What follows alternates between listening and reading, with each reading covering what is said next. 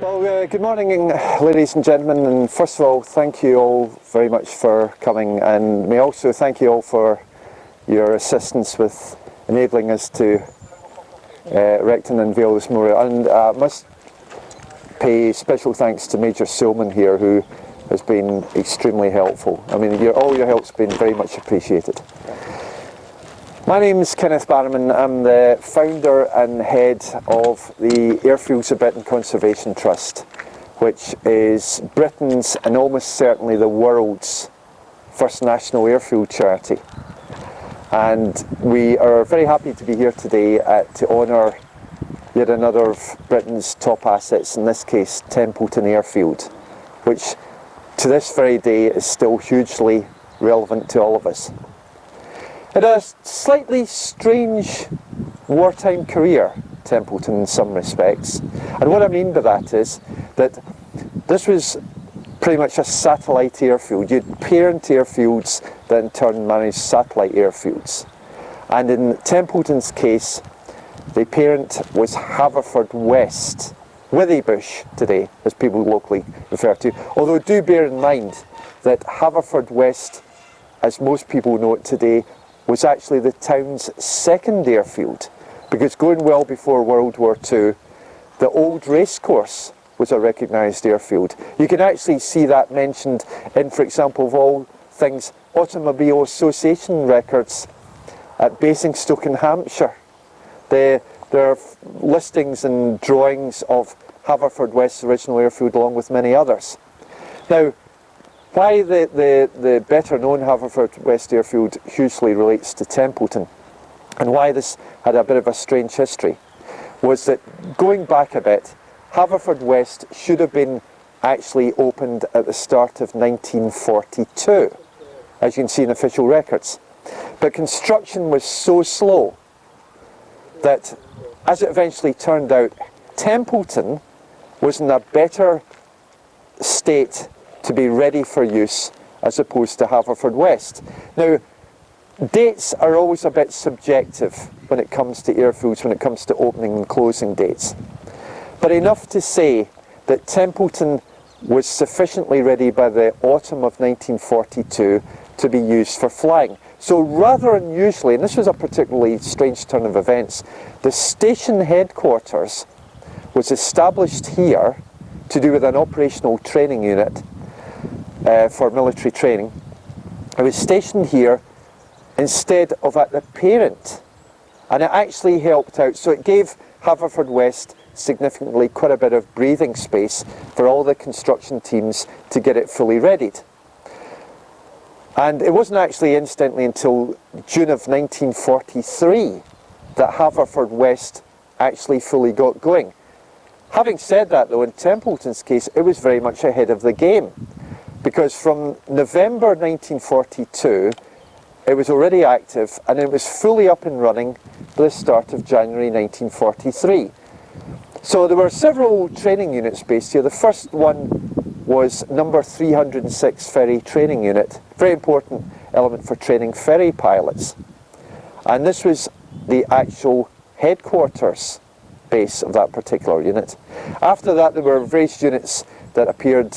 1944 Templeton saw somewhat irregular use, but it was steadily busy, and among units that were based here were number 3 Coastal Operational Training Unit. Now that was the unit, incidentally, that was originally way back early in World War II meant to come to Haverfordwest. It came from the legendary Cranwell, the world's most famous training airfield in Lincolnshire. So it eventually also used Templeton for some time in the second half of World War II. And then another notable unit later on was number 8 Coastal Operational Training Unit, which again was primarily based at Haverfordwest, and it used both Templeton and also Brodie, where we unveiled a similar memorial to this one only yesterday morning, and everyone, I'm delighted to say, was very happy with that one too. So activity gradually wound down over the summer, and then officially Templeton closed in the autumn of 1945, when, as you may be aware, especially the Heritage Group, that it transferred to the Admiralty. who then used it for a while afterwards. Now, current Army use, and I've done a lot of research on this, especially at the National Archives. I'm also a writer on the subject, among other things. Army use especially stems in particular from the early 1960s, and you can see records of this in the National Archives in London. And especially since that time, Templeton has been very, very busy. I mean, one could even argue that it's actually seen more use in an aviation sense, a disused airfield than an active one. But this is a hugely relevant place. It's performed tremendously useful service for defence use, of course, that goes without saying.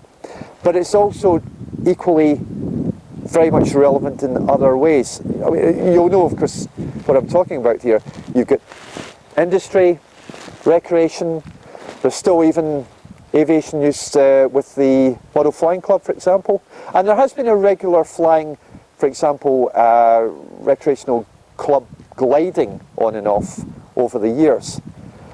And it's also still pretty well preserved, and that's worth mentioning as well, although it might not be immediately obvious in some senses. But Templeton is very well preserved in comparison to many other disused airfields across Britain.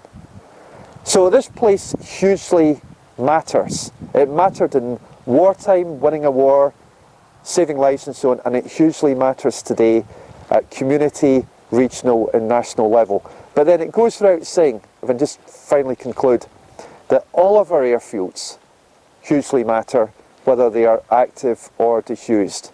But the terrible tragedy is until more recent times, our airfields, especially our disused ones, and not forgetting all the personnel who served at and in many cases died while serving here, just really weren't given the credit they so richly deserved. Thankfully, times and attitudes are now changing, but there's still quite a bit to go, one has to say. But thanks to organisations such as ourselves and many other individuals, and at home and abroad, you'd be surprised instantly how tremendously popular our airfields are. They might not be deemed in some quarters perhaps to be, dare one say it, fashionable, but they are surprisingly popular. I mean, I can only see with our website that we have had confirmed in-depth visits from 180 foreign countries without even trying. Our website is proven remarkably popular, and far more importantly, for our part, ABCT is definitely making a real difference, as our airfields are, in helping advance everyday society and community for the betterment of all. This is what it's all about. This is what our airfields have done. They've just helped society, but I can only just ask you, within reason of course, that just do all you reasonably can to in turn help places like Templeton, and not forgetting all of Britain's other airfields, because they just for once really need help. And a lot of people are helping them, but it's just if all of us can just spare a thought for them and just keep them in the back of our minds and help them in any way we can, just to make sure that they keep going, because it's no exaggeration to say that if our airfields theoretically never existed, our lives would be massively impoverished in so many ways. Financially, socially, work, recreation, you name it.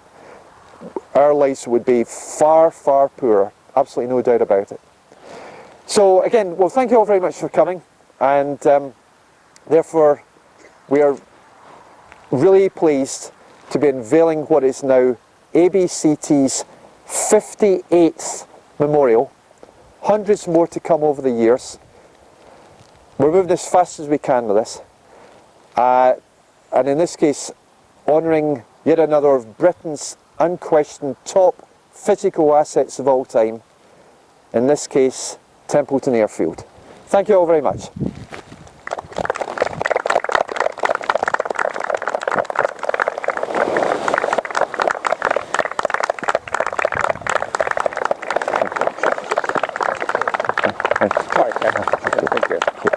Thank you very much. Thank you. Thanks so much. Thank you very much. Yeah. Thanks. Fantastic.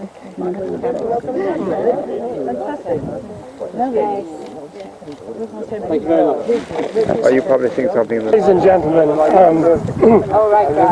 on behalf of our local history group, and Sue is our boss here, I would like to just express our appreciation of what this actually means, because for some of us we've lived quite a few years of our lives researching this place and finding out what it all means.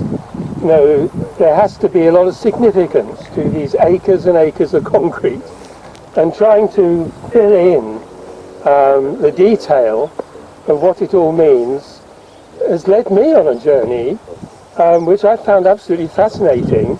And since the Cold War ended, there's been so much documentation come out from archives such as in the Soviet Union and what have you, and you begin to build up a picture behind the significance of this place here. All right, it's out in West Wales. One of the commentators has said that West Wales is more like a land-based aircraft carrier. There are just so many airfields here, such a great density. I live locally. I enjoy coming over here. There's a romance associated with the place, and it's just lovely to have what went on here in those few years marked, because they were of great significance. And I would just like to express our appreciation and say thank you. Oh, thank you very much.